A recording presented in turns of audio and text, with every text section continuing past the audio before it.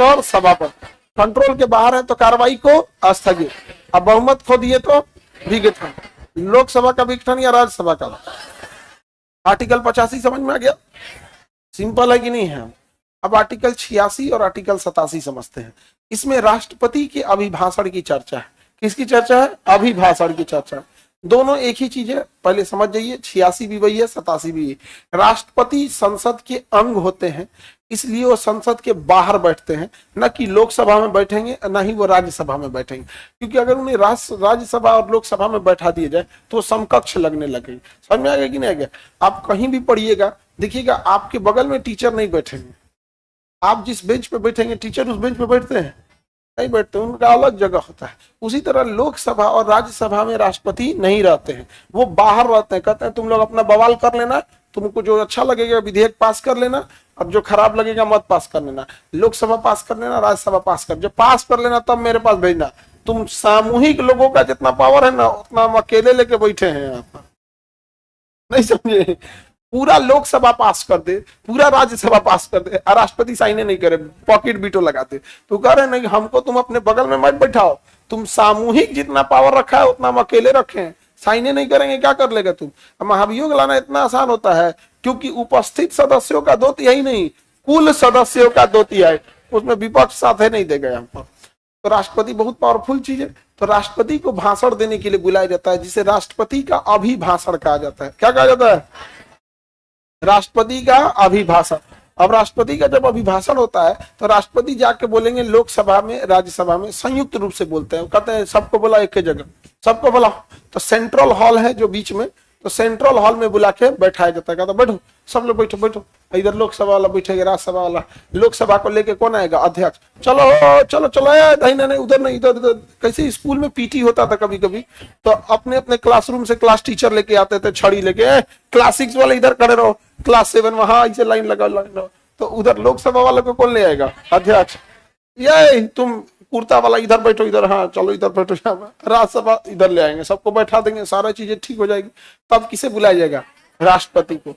राष्ट्रपति आएंगे और संयुक्त रूप से बैठे लोगों के सामने भाषण देंगे, जिसे कहा जाता है राष्ट्रपति का अभिभाषण। राष्ट्रपति के इस अभिभाषण की, राष्ट्रपति की ताकत कितनी है समझिए। राष्ट्रपति जो भाषण पढ़ते हैं ना, उसको मंत्रिमंडल लिख के दिया होता है और वही पढ़ना है उनको। ये है राष्ट्रपति का पावर। वो तो साल में एक बार बुलाया उनको भाषण देने के लिए, वो अपने लिख के पढ़ा।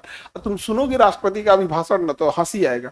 राष्ट्रपति क्या बोलेंगे ना, मेरी सरकार, मतलब मोदी जी की सरकार को क्या बोलते हैं? मेरी सरकार। मेरी सरकार महंगाई कंट्रोल करने के लिए कृतज्ञ है। समझ आ गया? राष्ट्रपति के अभिभाषण में केवल सरकार की तारीफ की गई रहती है और वह अपने नाम से तारीफ करते हैं। मेरी सरकार शिक्षा पर कार्य कर रही है, शिक्षा को नई बुलंदियों पर ले जाएगी। यहाँ पर मेरी सरकार परीक्षा में नकल करने को रोकने के लिए एकदम आतुर है। मेरी सरकार पेपर लीक होने नहीं देगी। मेरी सरकार दिन दूनी रात चौगुनी वैकेंसी निकालती जाएगी। मेरी सरकार विद्यार्थियों की फीस में कटौती करके टैक्स कम कर देगी। मेरी सरकार, ऐसे करते करते खूब भाषण देंगे। रीजन क्यों? मेरी सरकार क्यों बोल रहे हैं? मंत्रिमंडल को ही सरकार कहा जाता है और मंत्रिमंडल ने इनका भाषण लिख के दिए हैं। यही तो है राष्ट्रपति का अभिभाषण। अब जब राष्ट्रपति चले जाएंगे ना तो सरकार के लोग खड़े होंगे, धन्यवाद प्रस्ताव देंगे। धन्यवाद, वो चले गए, भाषण देके चले गए। अब वो खड़े होके ना, वहां कोई नहीं है, अब वहां कौन आ जाएगा? अध्यक्ष। लोकसभा अपने यहाँ चल जाएगा, राज्यसभा अपने यहाँ चल जाए। अब वहां भाषण दिया जाएगा, धन्यवाद राष्ट्रपति महोदय को, जो अपना उन्होंने बहुमूल्य समय हम लोगों के लिए निकाला और उनके अभिभाषण से हम पूर्णतः संतुष्ट हैं। सरकार कृतज्ञ है जनता की भलाई के लिए। सरकार वाला अपना काम करके चल गया, अब उठेगा विपक्ष वाला। धन्यवाद प्रस्ताव में कौन उठेगा? सब विपक्ष वाला, कि हमारी सरकार दिन पर दिन पेपर लीक हो रहा है, पेपर लीक करने के लिए कानून बना रहे हैं। यहाँ पे विपक्ष अपना डाटा लेके बैठल रहेगा। मार 3-4 दिन तक हो हंगामा होगा धन्यवाद प्रस्ताव पे। इनका धन्यवाद ही नहीं खत्म हो रहा है। यहाँ पे एगो खूब तारीफ करेगा, बवाल करेगा, उसके बाद वोटिंग होगा कि चलो भाई धन्यवाद प्रस्ताव को हम लोग वोट कर देते हैं। आधे से ज्यादा लोग कहना चाहिए ठीक है, धन्यवाद है। तो भैया जो सरकार बना के बैठा है उसके बाद आधा से ज्यादा सीट तो है, तभी तो सरकार बनाया है। तो जब आधा से ज्यादा सीट है ही है तो धन्यवाद प्रस्ताव में अटकेगा कहाँ?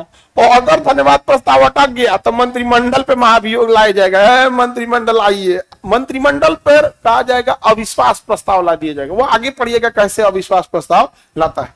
तो समझ में आ गया धन्यवाद प्रस्ताव क्या होता है। राष्ट्रपति का भाषण कौन तैयार करता है?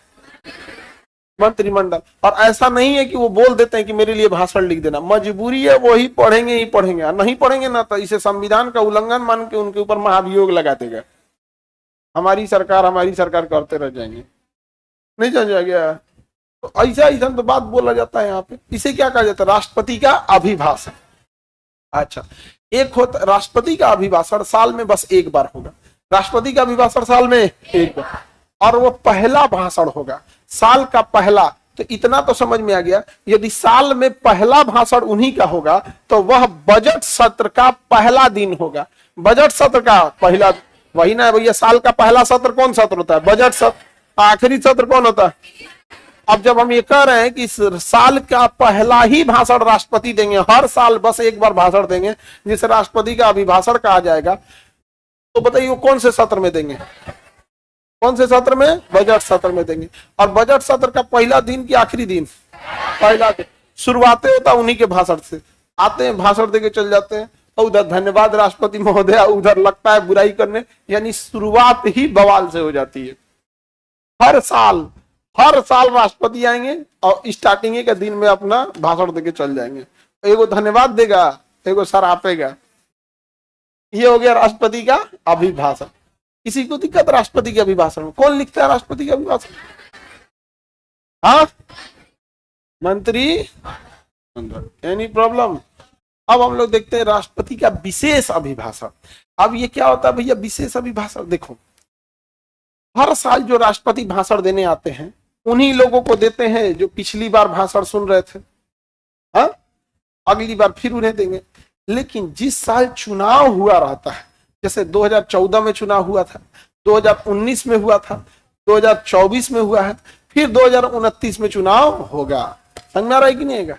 2029 में चुनाव होगा। अब जिस साल चुनाव होता है ना, उस साल जो भाषण दिया जाता है उस भाषण को अभिभाषण न कहकर उसके अगवा बस एक शब्द जोड़ दीजिए, विशेष अभिभाषण। क्या कहा जाता है? विशेष। अब विशेष अभिभाषण के लिए कोई जरूरी नहीं है कि बजट सत्र में ही देंगे। जिस महीने चुनाव रिजल्ट आया, जैसे इस बार जून में आया था रिजल्ट, कब आया था? जून। तो विशेष अभिभाषण कब हुआ था? जुलाई में हुआ। जून में तो इन लोग के मानसून सत्र में हुआ, जुलाई में। रीजन क्या? जून में तो शपथ लेने में सब बिजी हो गए। शपथ लेने के टाइम पे खूब हो हंगामा हुआ, कोई जाके कुछ बोल रहा है, कोई कुछ बोल रहा है शपथ लेने के टाइम। समझ आ रहा है कि नहीं आ गया? अब गौर से देखिएगा, राष्ट्र के ऊपर हमारा स्वार्थ हावी हो गया है। हम देश को बाद में सोचते हैं, अपना स्वार्थ पहले सोचते हैं। यहाँ पर देश में अगर किसी को 10 करोड़ रुपया दे दीजिएगा ना, तो कहिएगा ये वाली सूचना दे दो, तो दे देगा देश की सूचना।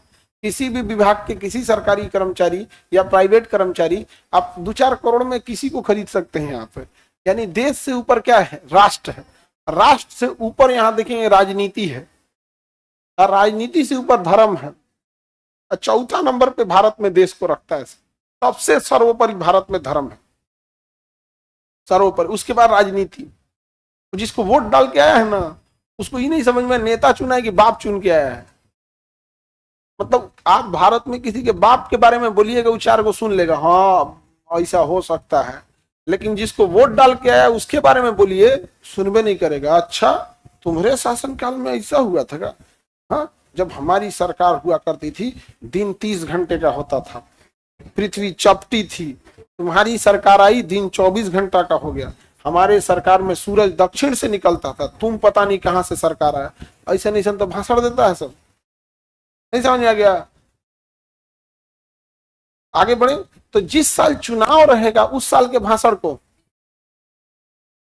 हाँ, जिस साल चुनाव रहेगा उस साल, नॉर्मल रहेगा तो अभिभाषण, चुनाव रहेगा तो नॉर्मल में अभिभाषण। नॉर्मल में तो देखो 88 तो 85 पढ़ा दिए ना, 86 में अभिभाषण, 86 में क्या है? अभिभाषण, और 87 में है विशेष अभिभाषण। 87 में